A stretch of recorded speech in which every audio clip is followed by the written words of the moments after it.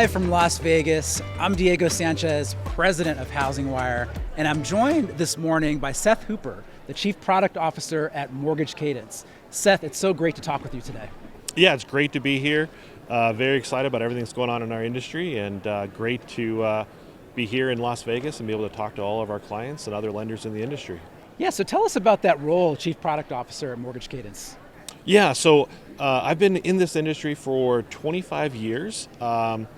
Been with Mortgage Cadence since about 2010, and what I'm responsible for is I oversee both the strategy and product here at Mortgage Cadence. And AI is a big buzzword in the industry. It has been for a couple of years now, but Mortgage Cadence has chosen to hone in on the intersection of AI with compliance and regulatory issues. Tell me about that focus. Sure. So, what really excites me here at Mortgage Cadence is that I'm able to solution and deliver innovative products for our clients. So we have clients that do everything from conventional to government lending to reverse mortgage to DSCR, high net worth lending, so a variety of products. And so I really enjoy working with those clients. And when it comes to the AI component, the reason why we're so focused on the innovation, the crossroads of innovation and compliance, is because mortgage is a highly regulated industry. So it's really existential that there's auditability and traceability that's built into that product so that when you deliver those solutions, it's not an afterthought.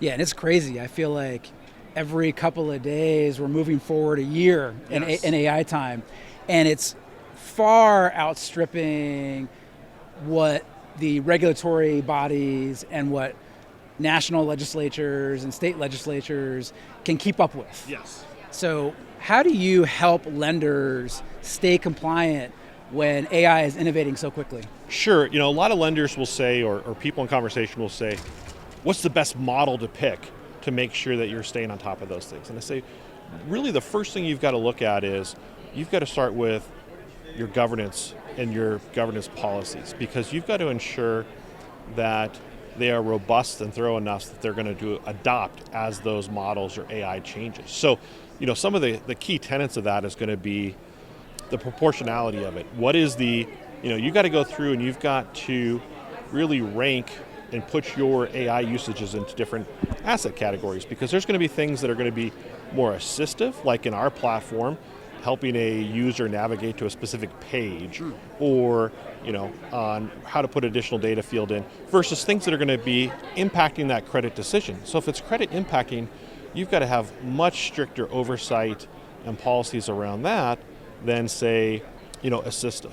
The next thing that comes after that is you've really got to make sure you've got transparency and explainability in the system. By explainability, you've got to make sure that how the decision was made by the AI in human language and terms, like in business terms. Why did it make that decision? And then that traceability to make sure, how did it come to that decision? And I think the last two things that you've got to make sure you've got in there is you've got to have the ability to make sure it's got auditability, where you can go in and audit that, because models change all the time. You've got to know, is that based upon GPT-5? Or, what's going to come out in the future, GPT-6 or whatever comes out. You've got to make sure you understand that you've got a framework that you can rerun that decision as it was at that point in time. The last thing is you've got to make sure that your policy's got validation. You've got to make sure you've got a human in the loop and a governance model to make sure that you know what your teams are implementing. What models are they using? Are they open or closed? Things like that. So you've got to make sure it's got those 5 key tenets of that governance policy to make sure you're staying on top of things. Yeah, walk me through, you've been in the industry for a while now. Walk me through how you would advise a lender who is maybe looking around for a new technology and compliance partner. Sure. What should they be looking for? Sure. When you're looking for a partner or a provider in the industry, you've got to look at what is that provider's governance policy, and does it align with what your policy is? Typically, lenders are going to have a questionnaire that they're going to go through and make that provider fill out and make sure it aligns. And some of the key things you're looking for are, what model are they using? How often is that model updated? But more importantly, how does that vendor communicate updates out when that model's done? Do they have an open or closed model? is that lender's data going to be used as part of that process for training purposes?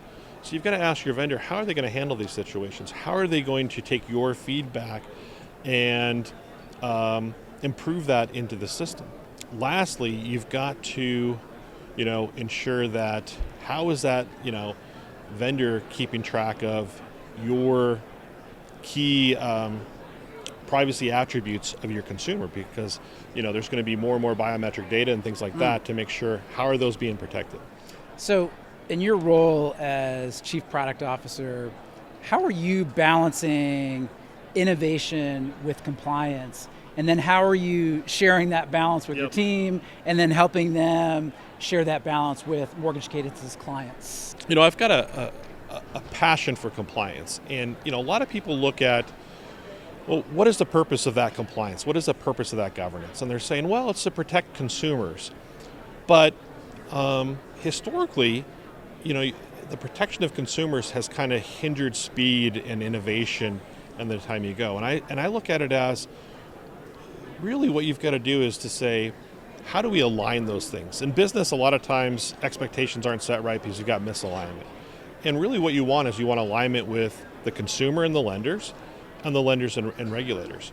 And what do they want to do? I think the goal is these borrower-centric outcomes where we're focused on making sure that the consumer has transparency on what they're getting. They understand what they're purchasing. They want speed, right? Nobody wants to sit around for 40 days to get a mortgage. They want to be able to get that as quickly as possible. And they want to have a really good experience doing this because at the end of the day, it's about a home that they're either purchasing or refinancing. So it's a very big decision. So by looking at compliance from that lens to say, how can we bring in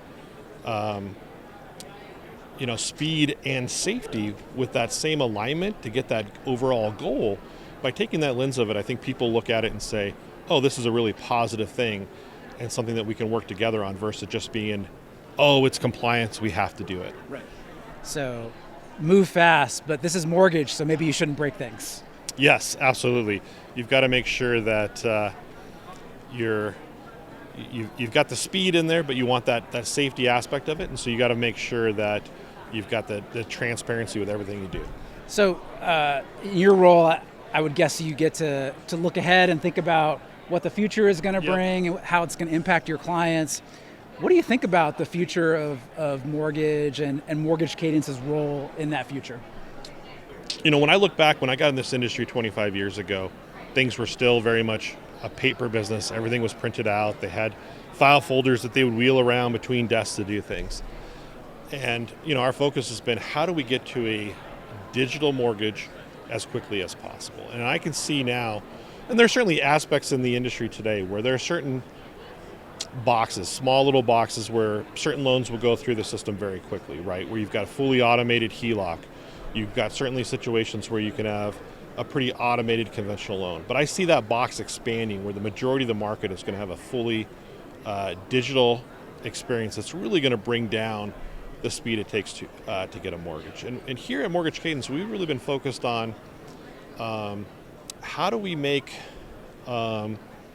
AI and our LOS system really plug and play. We want it to be as easy as taking a USB cord and plugging it into your laptop so that we can really enable lenders to do what they do best, which is work with their consumers and serve those clients, but be able to plug in the right frameworks that they want to use to really differentiate themselves from the competition. We know there's a lot of competition in this market space, and that each lender knows what's best for their clientele to be able to focus and grow their business, and we want to be there to support that growth.